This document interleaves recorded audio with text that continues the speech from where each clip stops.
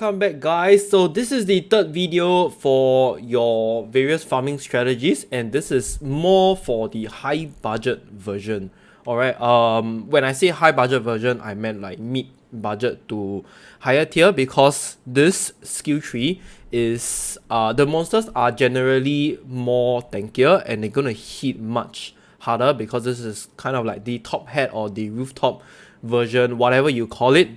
I will showcase it more in here. So yeah, let's just not waste any time. I'm going to talk about it. So yes, like I mentioned, only play this build when you mid budget and above, because the monsters are going to be a lot more stronger. Okay, and with this strategy, right, you can definitely self-sustain your maps much easier with both the increased quantity and pack size. Whichever it is, it's just overall a lot more drops in general. Okay, so first and foremost, this is the basic skill tree. Like I mentioned, this is like the rooftop or top hat version, whichever you want to call it, and we're just going to take the whole full circle, which gives us increased quantity. Okay, so with here, right, you're gonna have, okay, I can't remember exactly how many. Wait, let me 1, 2, 3. I think it does show over here. Is it 15%? Yes, it's 15%. Sorry, my bad. I can't remember. So it's 15%. We're gonna have 15% more quantity of items, and the rest of the nodes, right, I think is generally just gonna be Shrine, Harbinger, and Elva. Alright. The reason I continue to take Elva here is I really value Elva a lot. Okay, I did write in the patch notes over here. So over here, Elva. So I really value all the incursion temples a lot, because now that we have so much quantity, right? Wait, why did I type quality? Sorry, my bad. So now that we have more quantity, all the more this should be included in our skill tree. Why? Because when you go into every map, there will be 3 incursion temples, and all the 3 incursion temples have tons of monsters. When you complete the temples or the rooms, you're gonna have a lot of drops. Yes, it might be a little bit annoying because you have to stand beside Elva for a while to wait for all the loots or the drops to properly spread out before you can see them. But I think it gives a lot of chance to drop your favorite maps as well as raw currencies, which is what we are actually aiming for in this high budget version. And not to mention, because we have so much more quantity and pack size, you're going to get a lot more drops from all of these incursion rooms. Alright, and also again, on top of selling these incursion temples, right, you are going to get a lot more currencies. Okay, so ensure that you have these 2 rooms unlocked at the end of 4 maps. So every map you have 3 incursion temples, so 4 maps will give you 12 incursion temples, and that will unlock the whole entire incursion temple. Okay, just make sure you have 2 of this so that you will profit from it, right? And the next thing I want to talk about is the Eater of World, Searing Alch, and Maven.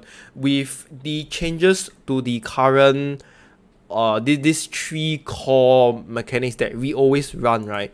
Maven is kind of one of the good contender right now, and I have different various trees to which you can actually go towards to, right? It's actually very straightforward. So Eater of World is just on the right side, just connect them, and then you have Searing Alch, which is towards the left side, just connect them also.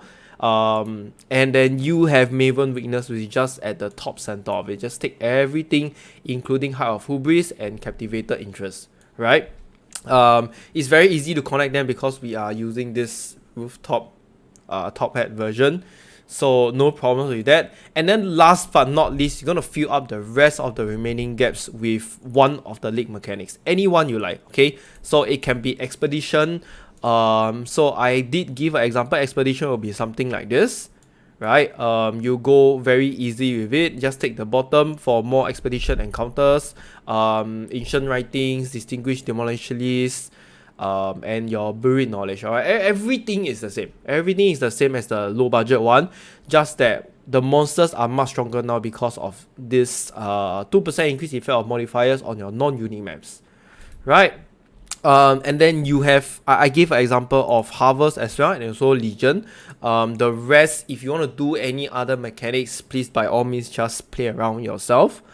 There's one thing that I want to take note is, I want to mention is, why choose Expedition and Harvest when clearly we all know that Grand Design is the superior strategy for these two mechanics. Okay, so if you want to do this mechanic, right, it is fast. You can probably get more loots, more drop.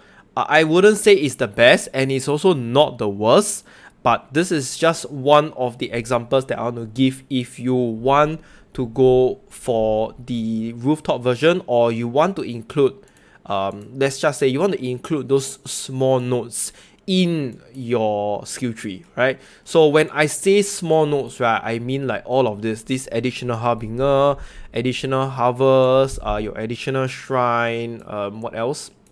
Your incursion temples and your Eater of Worlds, all of these small nodes, okay? All of these small nodes, when you go for Grand Design, all of these small nodes do not take effect. Okay, and that includes your quantity as well. So it's more of like a give and take. You gotta decide which one you want. There is really no best option because ultimately it just comes down to luck when you want to have your drops. Okay, I can have no quantity at all, no increase modifier, and I still can randomly get a Mirror Kalandra, something like that. That's what I'm trying to say. Okay, so yeah, you can just browse through it. It's very straightforward.